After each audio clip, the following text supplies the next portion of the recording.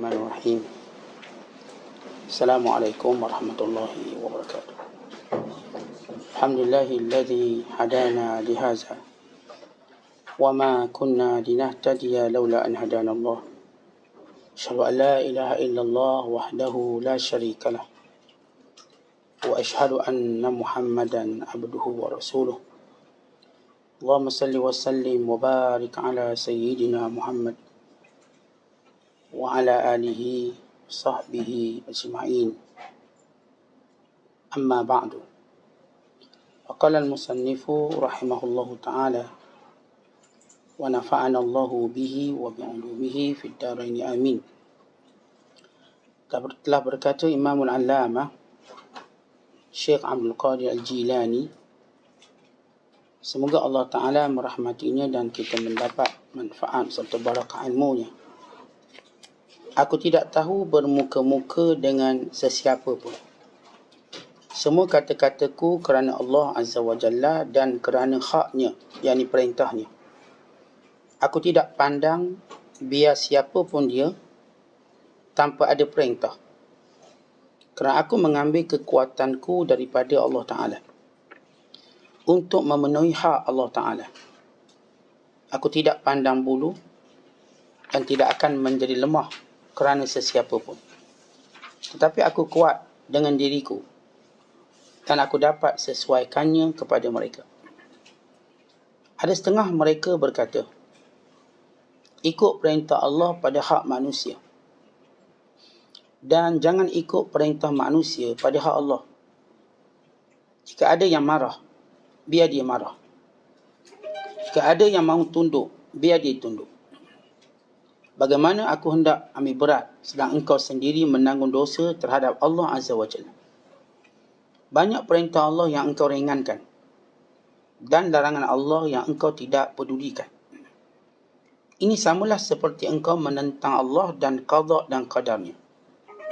Siang dan malam engkau memusuhi Allah. Tidakkah itu membuatmu terkutuk dan terlaknat? Telah berkata Allah Azza wa Jalla pada setengah bicaranya, jika engkau taat, nescaya aku redha.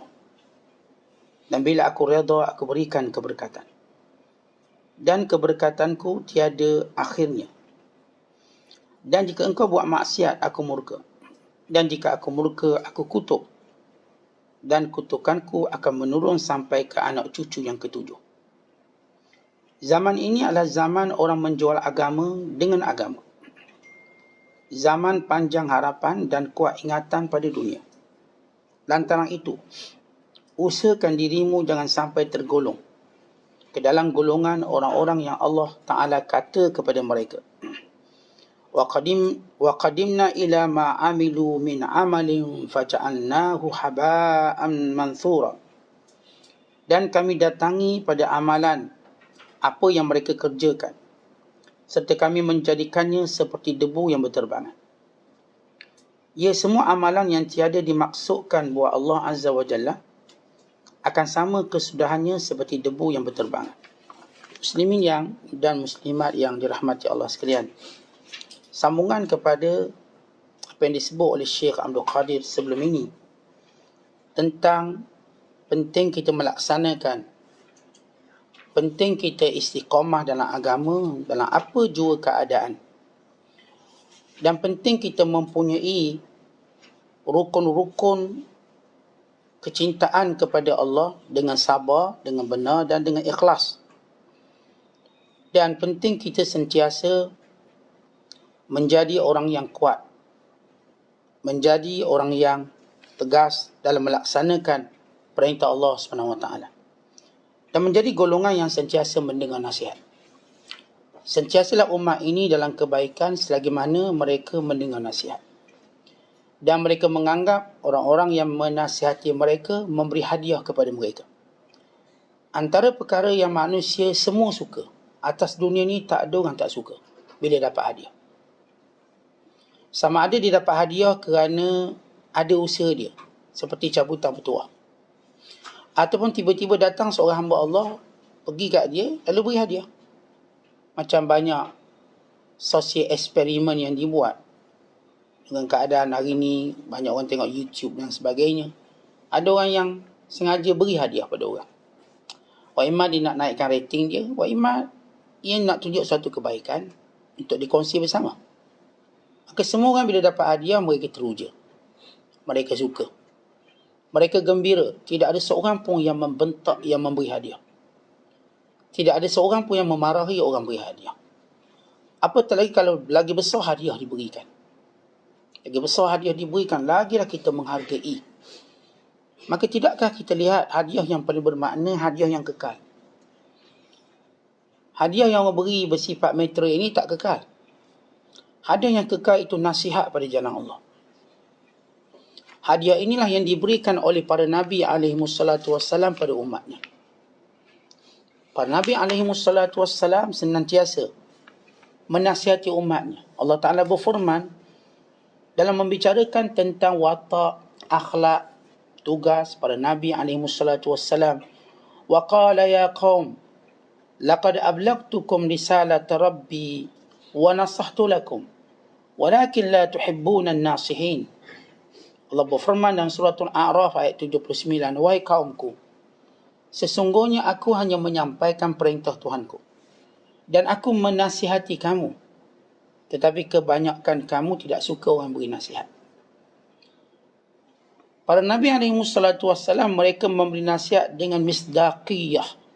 Misdaqiyah maksudnya benar. Mereka tak beri nasihat sebagaimana nasihat iblisiyah. Itu nasihat iblis. Iblis ketika mana dia menasihati Adam. Wa qasamahuma inni lakuma laminan nasihin. Maka bersumpahlah iblis itu kepada Adam dan Hawa bahawasanya aku ni beri nasihat yang menjadikan Adam jatuh dari syurga. Ini kita namakan sebagai nasihat yang punya sifat iblisiyah. Ya, kita dapat mengenali nasihat iblisiyah dan nasihat misdaqiyah. Nasihat iblisiyah sentiasa menjadikan kita makin jauh dari Allah. Kita lihat setapak demi setapak kita berundur, sedangkan kita sudah pun jalan ke depan menuju Allah. Tapi diajar kita berundur untuk kita memauk kembali apa yang sudah kita tinggalkan. Walau ia sudah berlalu. Kita nak balik. Yang tua nak muda balik untuk berhibur. Yang lemah nak kuat balik untuk buat balik maksiat. Yang miskin nak kaya balik untuk buat maksiat. Pandang balik ke belakang, cari balik maksiat-maksiat yang sudah pun ditanam dan dikambus. Sebagaimana yang disebut oleh Nabi SAW. Ketika mana Rasulullah berkhutbah dalam khutbah haji, bila Rasulullah kata, aku dah kambus semua riba. Semua riba aku dah gali lubang kambus, jangan ada yang korek lagi. Maka berlaku zaman orang korek kembali.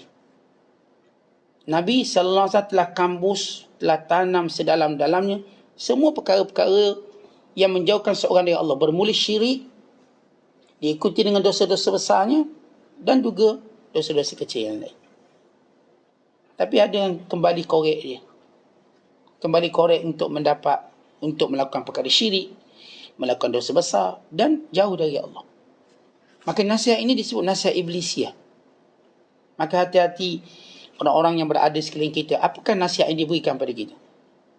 Kalau nasihat diberikan nasihat iblis, maka jangan kita turuti.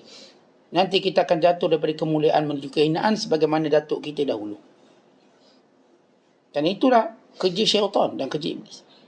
Yang kedua ialah nasihat misdaqiyah. Ini yang kita nak cari.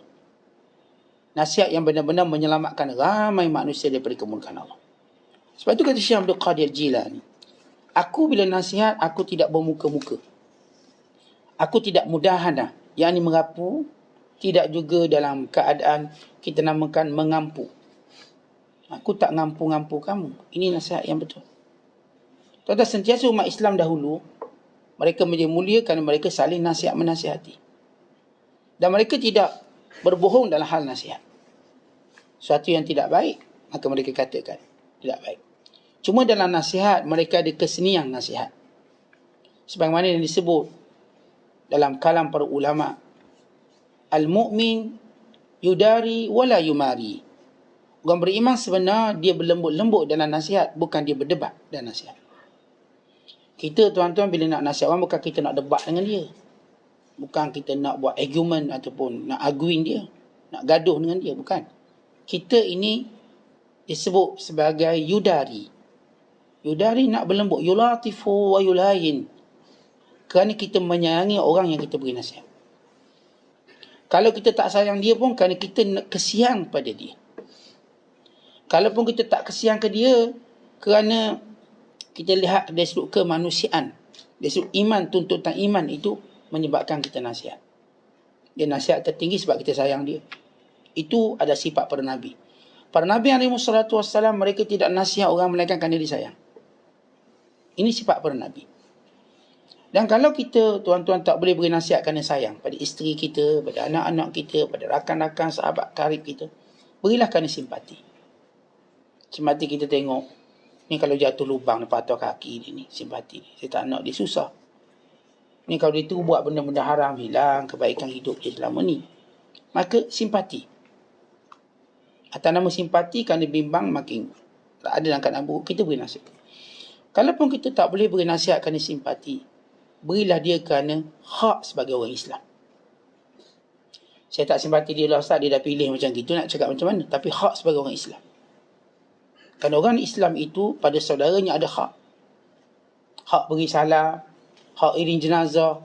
Kita suka tak suka, kita beri salam sebab dia orang Islam. Assalamualaikum. Tuan-tuan beri salam pun dengan 3 sebab itu. Memang saya kata tuan-tuan beri salam sebab sayang. Atau mungkin juga kerana simpati saja beri salam. Atau kerana hak sebagai seorang Islam. Dan dia orang Islam, nama Islam, Assalamualaikum. Dan dia orang Islam, kita tengok dia tak semayang, kita beritahu lah, awak kan Islam, kenapa tak solat? Awak kan Islam, kenapa tak tutup aurat? Sebab awak Islam. Jangan sibuk-sibuk dengan saya. Saya tak sibuk dengan awak kalau awak bukan Islam. Sebab awak Islam. Dan bila awak Islam, saya kena beritahu. Sebagai seorang Islam.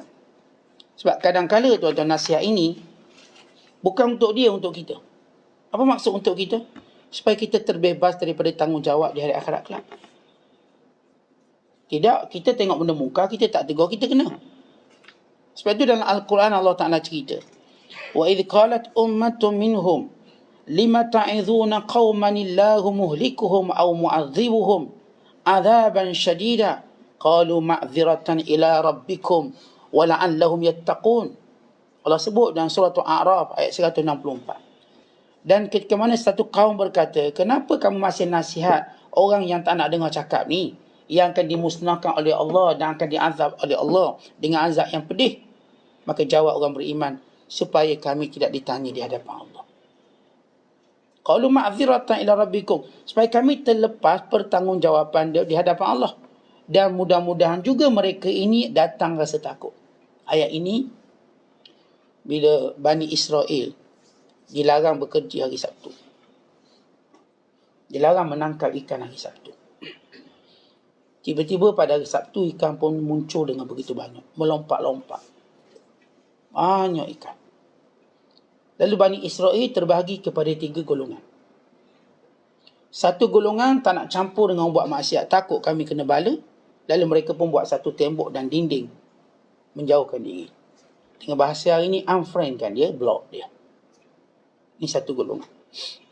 Golongan yang kedua ialah golongan yang melanggar perintah Allah itu. Mereka membina kolam-kolam, membina aliran-aliran air supaya ikan terperangkap pada hari Sabtu dan mereka menangkapnya pada hari Ahad. Mereka gunakan helah. Mereka tak tu tangkap hari Sabtu, mereka buat satu salur, satu kolam, biar ikan tu ke sana, mereka tutup. Nanti Ahad mereka ambil. Mereka gunakan helah. Ia dilarang. Satu lagi golongan ingin terus menasihati mereka. Jumpa dia nasihat.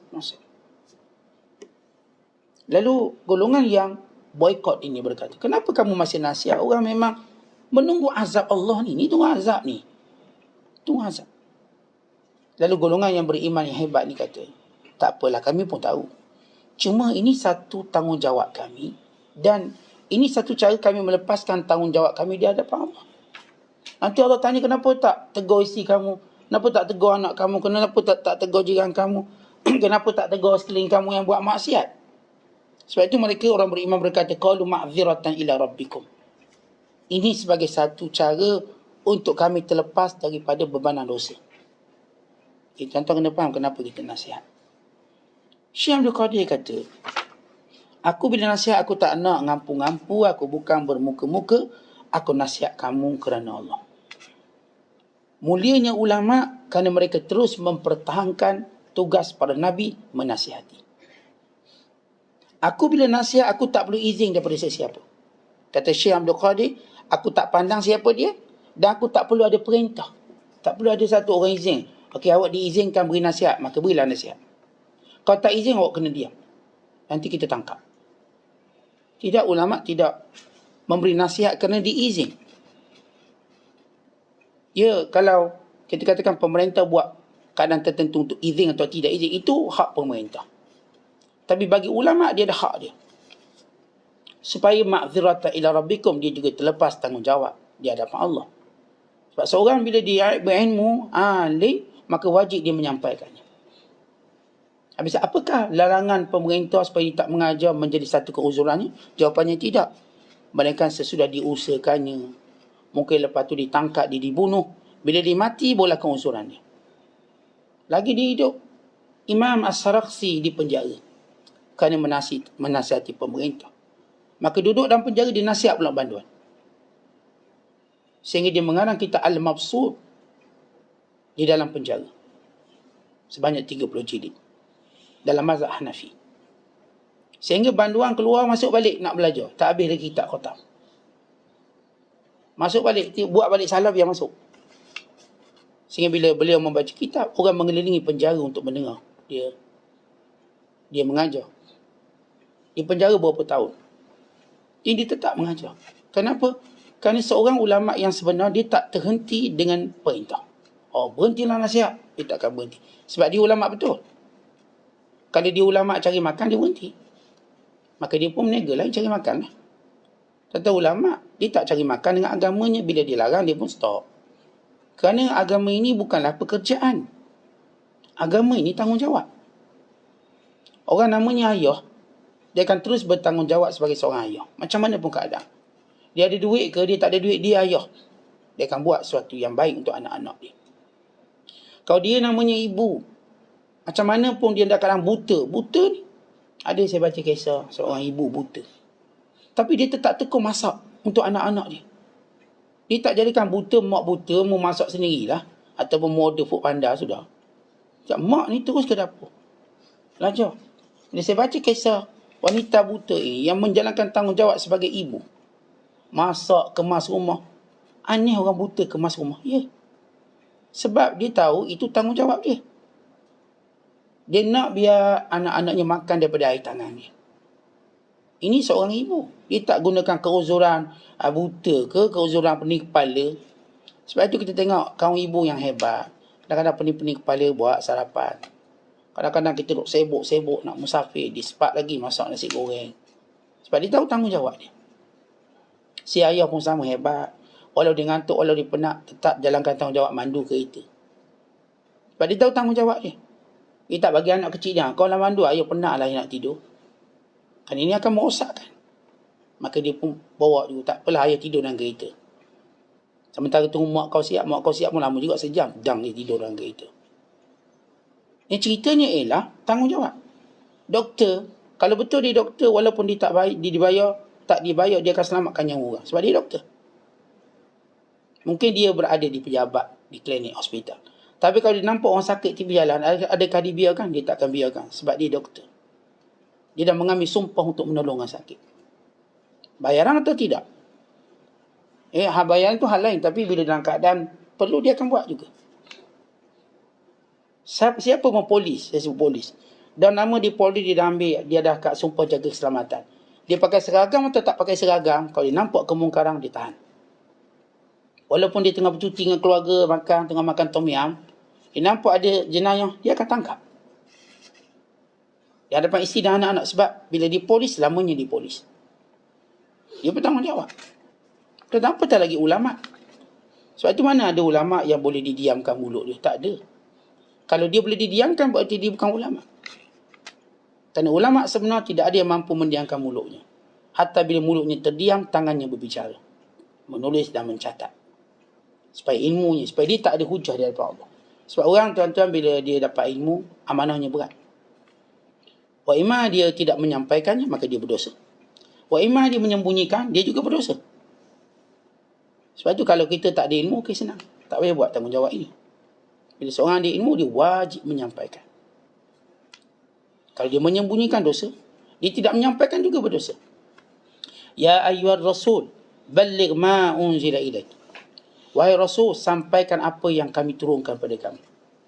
Dan oleh kerana para ulama mengambil tugas Rasul, mereka juga mesti menyampaikan. Balighu anni walau ayah. Sampaikan daripada walau satu ayat. Sebab itu kata Syekh Abdul Qadir, aku dalam nasihat tak perlu minta perintah. Aku akan kekal nasihat. Dan aku mendapat kekuatan daripada Allah untuk memenuhi hak Allah. Tentu kita mulia sebab kita jalankan perintah Allah.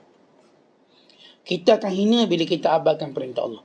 Lagi kuat orang tu berbicara tentang hak Allah, dia kuat. Kalau hari ni, tuan-tuan tengok siapa paling hebat. Orang bicarakan hak rakyat. YB yang menang pilihan raya tu sebab dia bercakap hak rakyat. Lagi bersungguh dia bercakap tentang hak rakyat, maka dia lagi disokong.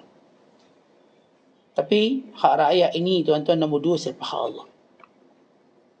Kalau orang yang bicarakan hak rakyat mendapat tempat dalam masyarakat, apatah lagi orang yang membicarakan hak Allah, dia lagi mendapat tempat yang lebih tinggi. Cuma Allah Ta'ala akan uji dia, apakah benar dia mengajak orang pada hak Allah. Dia uji dengan tribulasi yang berpanjangan. Sebagaimana para Nabi SAW, sehingga benar mereka, maka Allah pun angkat mereka. Yang bercakap hak rakyat ni, dia benda-benda yang bersifat mi segera. Ramai pemimpin ambil kesempatan manipulate isu rakyat untuk dia. Sebab itu bila dia naik, benda sama, tak pernah selesai. Tuan-tuan dah hidup lama, saya pun dah hidup lama, kita dah tua, kita sama tua. Sejauh mana seorang pemimpin bila bercakap menyelesaikan hak rakyat, dia selesaikan? Akhirnya dia sama. Awak tak buat apa. Saya tengok macam selesai masalah awak je. Daripada awak tak ada pemandu, ada pemandu.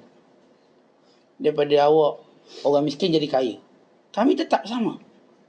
Tapi kita tetap menaruh harapan pada setiap orang bercakap tentang hak kita. Kita akan buang cukai GST. Kita pun taruh harapan pada dia. Kita akan buang cukai pintu. Kita pun taruh harapan pada dia.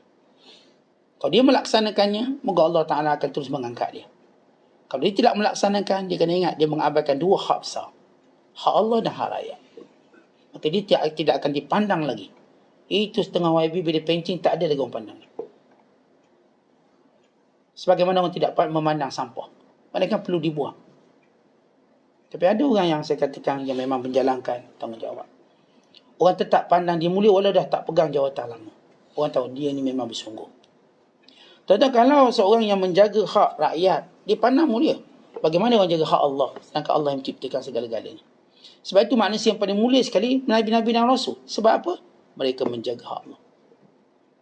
Dan menyampaikan hak Allah ini kepada manusia. Dan mereka mendapat kekuatan daripada Allah. Allah yang beri kekuatan kepada mereka sehingga semua benda tunduk di bawah mereka. Itulah rahsia para Nabi SAW. Dan itulah rahsia kenapa mereka dicintai oleh semua manusia.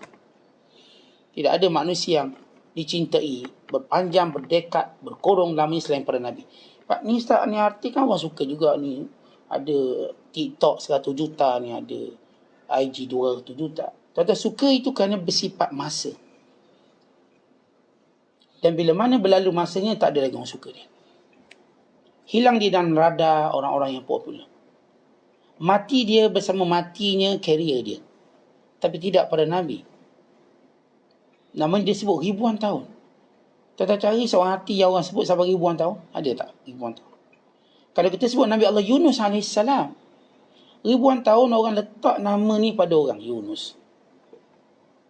Nama-nama glamour hati-hati ni, waktu dia hidup orang mungkin letak nama ni.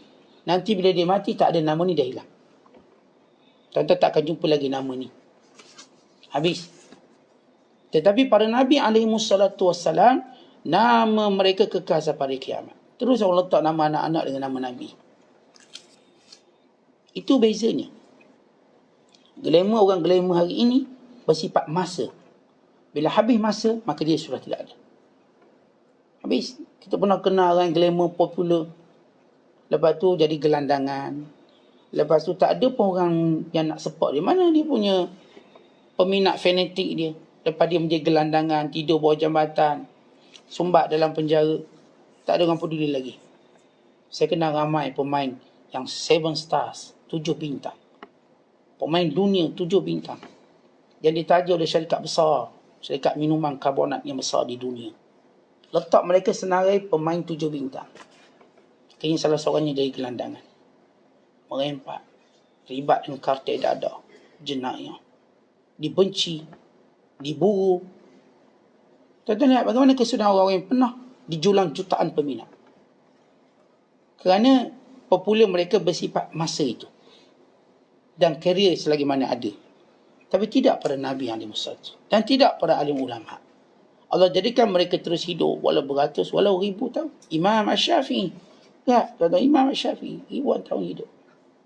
Kita namakan masjid kita, kita namakan sekolah, tahfiz, namakan orang sekali. Walau nama dia bukan Imam Syafi'i. Muhammad bin Idris. Kita namakan Syafi'i. Imam Bukhari. Bukan sekadar nama sekolah ada, nama universiti ada, nama jalan ada, nama nasi pun ada. Si Bukhari. Ya, dia punya kekal di lain macam. Nama mereka diabadikan pada asatizah, pada guru kita. Ada nama Ustaz Bukhari. Diabadikan. Ada banyak tempat. Tidak pernah berlaku kepada mana-mana orang lain yang glamour kerana dunia. Tak berlaku. Maka inilah dia kehebatan mereka menunaikan hak Allah Subhanahu Wa Taala. Maka Allah Taala mengangkat. Kemudian kata Syekh, ada setengah berkata, yakni para ulama berkata, ikut perintah Allah dalam menunaikan hak manusia. Baik, ini ibu saya. Saya akan melaksanakan hak dia ikut perintah Allah. Sekalipun dia tak bela saya, hak Allah kata jaga dia. Sekalipun dia tak pernah beri saya apa-apa pemberian. Sebab misalnya dia lahir saya, dia pun tinggalkan saya kat hospital. Contohlah. Bukan ibu saya betul lah, saya bagi contoh. Saya tetap akan jaga hak dia kerana itu perintah Allah pada saya. Ini ayah saya. Walau dia kasar, walau dia teruk zaman kecil tu, dia rotang, dipukul saya, misalnya. Bukan dipukul mak saya sekali, misalnya. Dan segala-galanya, saya akan penuhi hak ayah saya dengan hak Allah yang Allah perintahkan. Saya tak akan tengking ayah saya, tak akan angkat suara. Hak Allah saya letak, apatah lagi kalau dia memang baik-baik dengan saya. Maka saya tengok pula hak dia pula. Ini jiran tetangga saya, walau tak pernah beri faedah pada saya. Saya melihat hak Allah dan berurusan dengan dia. Saya berlembut dengan dia. Kan itu perintah Allah. Bukan makna kalau saya tak kenal, saya pun tengking marah. Tak, hak Allah supaya menghormati jiran. Saya kata Rasulullah SAW, Mazala Jibril yusini birja. Jibril sentiasa ingatkan aku, jaga elok-elok jiran. Walaupun saya tak rapat dengan jiran saya. Tapi saya jaga dia dengan maksud, saya tak beri mudarat pada dia. Sepanjang saya hidup, saya tak pernah lagi parking kereta depan rumah jiran saya, sehingga dia terpaksa hong untuk supaya ada kereta saya. Tidak. Itu paling minimum saya jaga hak dia. Tak pernah lagi saya melampaui sempadan, buang, letak tong sampah kat pagar dia, tak. Kalau ada yang buang pungut sampah, dia heret tong saya sampai ke rumah jiran, letak depan rumah, saya akan heret kembali. Saya tak nak ganggu jiran saya. Bahkan bila saya buat sesuatu, saya nak ketuk paku kat dinding pun saya fikir juga jiran saya. Ni tidur, tengah-tengah malam ketuk paku. Siang luar sebelah nak tidur. Saya jaga hak itu. Ini kan rumah saya. Tak. Itu rumah awak, kalau sekiranya benda itu tak mengganggu sebelah. Kalau mengganggu sebelah, maka ini disebut oleh ulama' sebagai ta'assufan. Ta'assuf, kita bertasarruf ataupun kita guna hak kita tapi ganggu orang lain. Contoh tuan-tuan press motor. Itu hak kita kan, motor kita. Ganggu tak sebelah? Ganggu, tuan-tuan jangan press. Jangan. Sekadar perlu bolehlah sebab nak panaskan enjin ni, kena ni sekali. Tapi bukan sengaja nak dengar suara azan kong-kong sampai setengah jam. Siang kawan tu baca Quran, kawan tu dengar kuliah subuh, kawan tu baru nak tidur sekejap, penat. Kita menghormatinya. Maka ini hak Allah yang saya tunaikan pada jiran saya. Hak Allah yang saya tunaikan kepada sahabat-sahabat saya. Ada sebagian sahabat saya tak mesra, tapi hak Allah saya laksanakan. Jumpa, beri salam. Dia salam, saya jawab. Itu hak Allah. Saya boleh senyum, maka saya senyum. Bercakap dengan cakap yang baik, ya. Itu hak Allah. Tetapi begitu, seorang bila melaksanakan hak Allah dalam memberi hak manusia, maka Allah akan muliakan dia. Tapi saya tak akan beri hak orang dengan melanggar perintah Allah. Ini tidak. Dia kan nak beri sangat hak orang, saya nak suruh dia peduli kepada saya langgar perintah Allah. Dia tak semayang, saya tak semayang. Kenapa Ustaz? Dia tak semayang, saya segan lah kalau saya semayang, nanti kecil hati dia kalau saya semayang depan dia. Dia tak pakai tudung, saya pun tak pakai tudung. Kenapa? Tidak, dia tak ada kawang Ustaz, tak pakai tudung. Jadi saya nak kawang dia, buka lah tudung juga. Kamu tundukkan, kamu beri hak manusia dengan melanggar hak Allah, tunggu kebinasaan kamu. Ini bagaimana cara mereka memberi nasihat. Kata Syekh Abdul Qadir, kenapa aku nak takut kamu bila aku beri nasihat? Sedangkan kamu pun tak takut Allah. Bukan kamu ringan-ringankan perintah Allah. Semayang ringan-ringan. Rasa nak semayang. Larangan-larangan Allah kamu ringan-ringankan. Buat-buat. Kadang nak tinggal-tinggal. Suka kamu. Maka aku tak perlu takut orang jenis macam ni. Tuan-tuan tak perlu takut pada orang yang meringan-ringankan perintah Allah. Jangan takut dia. Sebab dia bermusuh dengan yang lebih besar, yang akan menghancurkan dia. Sebab itu di antara kemuliaan yang Allah berikan pada orang beriman, dia tak pernah takut pada orang yang langgar perintah Allah. Tak takut. Tetapi jangan pernah takut pada orang yang langgar perintah Allah. Tetapi kalau kita orang yang innocent, tak berdosa, kenapa kita nak takut pada pencuri? Pencuri kena takut pada kita. Bila kita jerit pencuri, yang kena lari dia, bukan kita. Orang kata pencuri, tiba tuan-tuan lari juga. Kenapa awak lari? Awak kan bukan pencuri. Kita rasa takut juga, Ustaz tu lari juga.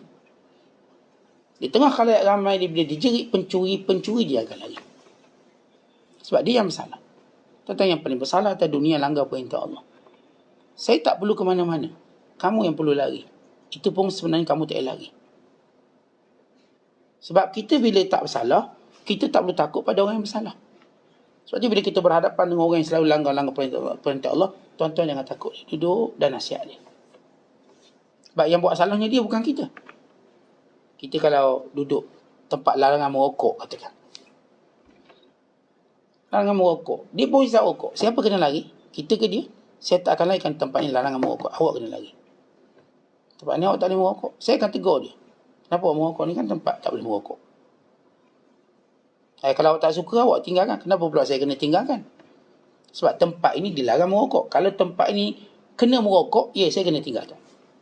Bumi ini bukan tempat buat maksiat. Tempat buat taat. Yang patut keluar daripada bumi ini kamu, bukan saya. Ini bumi hak Allah. Yang patut keluar daripada sini kamu, bukan saya. Saya takkan keluar. Kerana Allah suruh saya jaga bumi ini. Saya khalifah atas muka bumi ini. Lihat bagaimana orang yang tahu melaksanakan perintah Allah, dia takkan lari. Sebab itu para Nabi SAW, mereka bila berdakwah, tetap di tempat itu sehingga Allah nak musnahkan tempat itu, barulah mereka keluar. Mereka tak akan keluar suka-suka. Oh, saya bimbanglah tak selamat, saya pun keluar. Tak ada para Nabi keluar bimbang kerana tak selamat. Bagaimana mereka melaksanakan perintah Allah, Allah jaga. Melainkan Allah kata, wahai Muhammad, keluar berhijrah. Maka Nabi pun keluar. Rasulullah keluar dari Mekah bukan lari. Tuan-tuan kena faham. Kalau Nabi nak lari, Nabi patut lari dari awal.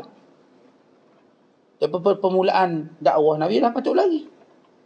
Dah cari tempat aman. Macam orang bisnes, dari awal dia dah cari tempat yang bagus. Sebab dia berbisnes mula-mula, dia mesti tempat tadi memang strategi. Tak ada orang cari tempat tak strategi, kemudian cuba strategikan dia. Tak mungkin. Ini tak pandai bisnes. Mula-mula orang nak buka bisnes, dia cari, kedai ni crowded tak? Tempat ni crowded. Okey, kita buka kedai makan. Kita buka kedai ni. Kita buka kedai ni. Kadang dia survey dulu. Survey, okey, di sini tak ada kedai kunci. Kita buka kedai kunci. Tapi dakwah bukan begitu. Dakwah bukan kita survey dulu kat mana orang terima, okey. Oh, sini tempat orang suka kuliah. Okay, kita kuliah kat sini. Itu kan bisnes. Orang yang menyampaikan kuliah tak, dia akan kuliah sampai tempat itu popular. Itu tanggungjawab dia. Para Nabi mereka tu berdakwah tempat itu, sama ada tempat itu akan jadi hebat, sebagaimana kisah Nabi Yunus.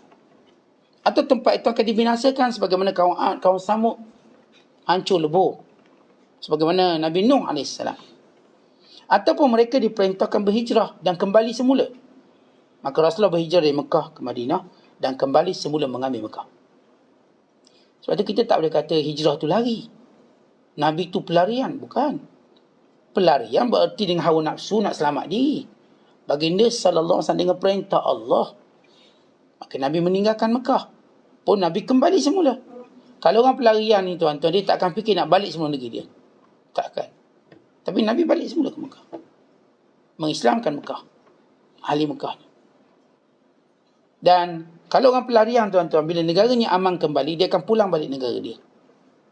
Duduk dah, sebab dulu saya lari kan negara tak aman, sekarang saya pulang. Tapi Rasulullah tak pulang balik, sebab Nabi berhijrah. Walaupun Mekah dah aman, semua dah Islam, orang Ansar terfikir lepas ni pasti Nabi duduk kat Mekah. Pasti Nabi duduk kat Mekah. Tidak, Nabi kekal di Madinah. Kerana Madinah tempat Nabi hijrah, bukan tempat Nabi lari. Kalau lari, saya katakan dia akan balik semula lah. Macam kita, sahabat-sahabat cikgu kita yang mengajar, bila ada peluang balik, mereka balik. Sebab mereka ini bukanlah orang berhijrah. Kerana mereka bertugas sampai masa naik nama, nak balik kampung ni, isi borang setahun sekali isi. Dah 10 tahun, 10 borang isi. Tapi kalau dah panggil balik, tak nak balik, berarti mereka benar-benar berhijrah di sini, menetap di sini. Niat mereka. Situ kita kena bezakan pelarian dengan orang-orang yang benar-benar berada di tempat yang Allah Ta'ala perintahkan. Kemudian kata Syekh, kamu senantiasa terkutuk di maksiat yang kamu buat. Dalam hadis Qudsi disebut, seorang bila taat kepadaku, aku redha. Dan bila mana aku redha, aku beri keberkatan. Dan bila mana aku beri keberkatan, maka ia terus berpanjangan sampai bila-bila. Dan seorang bila dia buat dosa, maka aku murka. Bila aku murka, maka akan aku kutuk dia. Dan bila aku kutuk dia, dia akan berjangkit sampai keturunan dia. Contoh bila seorang tu buat maksiat, dia jangan ingat kena kat dia je kesan maksiat, anak-anaknya juga kena. Semua bawahan kena. Tuan-tuan, macam kita mandu kereta. Kalau tuan-tuan lock mandu kereta, semua penumpang kena sekali. Semua. Yang tidur ke sebelah tu, isteri kita. Yang sedang bermain-main ke belakang tu, anak-anak kita. Kita bawa kereta tak betul, habis semua. Bukankah kerana kesalahan kita semua terlibat? Bukan kita yang dalam kereta je, yang luar pun terlibat sama. Dia langgar sekali. Tapi seorang yang memang amanah bawa kenderaan, yang sebelah dapat tidur dengan lena sampai ke destinasi. Yang belakang bermain seronok sampai destinasi. Tak ada seorang pun mendapat mudarat. Semuanya gembira. Dan kita juga gembira. Itulah perumpamaan bila mana kita buat perintah Allah. Bila kita melanggar perintah Allah, ingat Allah akan kutuk kita dan laknat kita. Dan ia akan terus pada anak cucu kita. Kesan. Kalau hari ni, tuan-tuan tak membangkang saya, kalau saya kata, kalau kita kaya, berarti kita sedang kayakan anak-anak kita. Walau anak kita tak kerja. Tuan-tuan siang malam kerja. Habis duit tu nak ke siapa? Dia mengandil kat anak. Mana nak tumpah kuah kalau bukan ke nasi? Tak ada orang buat kuah kemudian nak tumpahkan ke lantai. Mereka dia tersilap. Dia tersilap, dia akan buat kuah lain lagi untuk letak tetap tumpah kat nasi. Kalau tuan-tuan buat kuah, tiba dia jatuh ke lantai, kita kan terabaikan. Dia memang rezeki lantai. Tak, ni nasi ni. Menunggu kuah yang sebenar. Kita akan masak lagi. Kerana kuah mesti tumpah dekat nasi. Itu pepatah kita, mana tu nak tumpahnya kuah kalau bukan atas nasi. Kalau tuan-tuan kaya, maka kekayaan tumpah kat anak-anak kita lah. Kalau tuan-tuan baik, kebaikan tuan-tuan tumpah kat anak-anak. Tapi kalau kita sebaliknya, kejahatan tu kesan pada anak-anak kita. Kerana itu hati-hati, maksiat bukan sekadar kena pada kita. Maksiat pasti berjangkit seterusnya. Kemudian kata Syekh lagi, zaman ni zaman orang gunakan agama untuk jual agama. Zaman orang kuat ingat dunia, cintakan dunia. Baik, beliau menyebut zaman dia. Zaman kita sementara lagi. Zaman di mana mula sebahagian umat mencintai dunia. Kata Nabi sallallahu alaihi wasallam, "Idza azzamat ummati dunya, nuzi'at minha haibatul Islam." Bila umatku mula membesarkan dunia, maka Allah akan cabut kehebatan Islam. Kita jadi hebat bila kita nampak dunia itu tak ada apa. Tapi kalau kita membesarkan dunia, maksud membesarkan dunia, kita dah huraikan, lalai dia daripada perintah Allah, dia tinggalkan perintah Allah, dia mendahulukan dunia ini daripada perintah Allah. Ini kategori lalai. Sembahyang patut cepat, jadi lambat. Sepatut solat, jadi tak solat. benda yang patut diutamakan, dikemudiankan, maka orang ini sedang melakukan pengabaian terhadap akhirat dan membesarkan dunia. Oleh sebab itu tuan-tuan sekalian, jangan jadi macam orang ni. Kita bimbang, kalau kita dah jadi pencinta dunia, amalan yang kita buat semua Allah Ta'ala hapuskannya.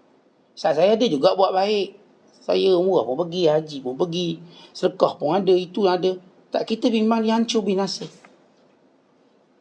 Wa qadimna ila ma amilu min amal faja'annahu haba'an manthura. Kami bawa akhirat kelak sebahagian amalan yang dilakukan, tiba-tiba dia macam debu yang berterbangan, tak dinilai. Sebab itu tuan-tuan hati-hati. Kita bila berhadapan dengan orang beri nasihat, hargai mereka. Terima nasihat sebagaimana tuan-tuan terima hadiah. Dan bila kita terima hadiah, anytime kita boleh hadir. Kalau ada orang telefon, Ji, saya ni nak beri hadiah tapi Haji kena datang sini, hadiah special ni. Saya rasa orang kata boleh. Kalau ada janji orang tak apa, saya ijaz, saya datang dulu ambil hadiah. Maka kita pun datang. Kerana hadiah ni hadiah yang special. Sama juga tuan-tuan bila orang nasihat kita untuk kita kekal berada pada jannah Allah. Ini hadiah yang bermakna. Maka apa yang patut kita buat? Sentiasa bersedia setiap masa untuk menerima nasihat. Dan sentiasa bersyukur atas nasihat. Setiap kali orang nasihat, alhamdulillah. Tuan-tuan, bukan bermaksud orang beri nasihat lebih baik pada kita. Tidak. Dan kita juga tak kata kita lebih jahat pada dia. Tetapi kita sedang buat kebaikan. Yang beri nasihat sedang buat kebaikan. Yang menerima nasihat sedang buat kebaikan. Bukan bermaksud yang beri nasihat lebih mulia pada kita. Masalah kita yang berat nak terima nasihat, pertama kita anggap yang beri nasihat ni baik pada kita. Kalau kita agak berat sebab kita tak nak orang lebih baik pada kita. Itu satu persoalan. Yang kedua, sebab kita rasa kita jahat pada dia pula. Saya jahat sebab tu dia nasihat saya, Ustaz. Jadi untuk tak nampak jahat, jangan terima nasihat. Tidak nampak jahat, nampak bersalah. Tetapi bila kita ada benda ni, dia merosakkan nasihat. Nasihat ni kita tengok kerana ia hadiah dari Allah. Allah bila nak beri hadiah, dia akan sampaikan melalui postman-postmannya. Postman-postmannya ni semua manusia-manusia ni. Tuan-tuan, bila datang postman beri hadiah, apakah tuan-tuan nampak postman tu mulia? Postman bagi ni satu kupon, tuan-tuan dapat ni pergi ke Mekah percuma, haji. Selama 5 tahun. Tuan-tuan nampak postman tu mulia ke? Tak, kita nampak postman tu jalankan tugas. Kita nampak mulia pada hadiah tu. Ni Grab, Food Panda ke dan sebagainya diberi, datang bawa hadiah kek 8 tingkat. Apakah tuan-tuan lihat yang Food Panda tu yang mulia? Oh, mulia, bagus. Dia hantar kek 7 tingkat. Itu bukan dari dia. Dia kerja. Dia bertugas. Kita nampak mulianya kek ni. Dan siapa kirim kek ni? Tuan-tuan, nasihat. Siapa kirim nasihat? Allah. Ini mulut-mulut saya, mulut sahabat saya cuma postman. Kami postman atas dunia ni. Jadi tuan-tuan tak perlu tengok kami. Tengok nasihat itu. Bagaimana kita tengok nasihat, selagi itulah Allah Ta'ala akan muliakan kita. Tapi aneh, kita kadang-kadang bila dinasihati kita rasa macam jahat saya. Sebab tu orang nasihat saya jahat. Bukan, orang sedang nak beri kebaikan pada kamu. Bila orang nak beri kebaikan, maka terimalah dia. Bahkan kita sentiasa sanggup menanti dan menunggu sebab hadiah nak datang. Sebab itu Umar Khattab berkata, segala puji bagi Allah. Siapa pun yang tunjuk keaibanku, kerana itu hadiah. Orang tunjuk aib kita kat mana, itu hadiah. Supaya kita dapat tutup. Dan orang tolong beritahu zip seluar kita tu buka. Kita terima kasih. Tidak malu kita. Orang tolong beritahu kain kita koyak. Menyebabkan kalau sembahyang tak sah lah nampak aurat. Selamat kita tidak kena ulang solat nak kita. Orang tolong beritahu. Maka sebab itu kita memuliakan, kita melihat nilai nasihat itu yang mulia. Jangan sekali lagi daripada nasihat. Sekeras mana pun nasihat, bagaimanapun kita katakan tegas nasihat, tapi ia satu hadiah yang baik kepada kita. Maka jangan kita abaikan nasihat dan terus buat maksiat. Kita bimbang bila kita abaikan nasihat, kita terdedah dengan maksiat, maka apapun kebaikan kita buat tak beri manfaat dan tak beri faedah pada kita. Wallahu a'lam bishawab. Assalamualaikum warahmatullahi wabarakatuh.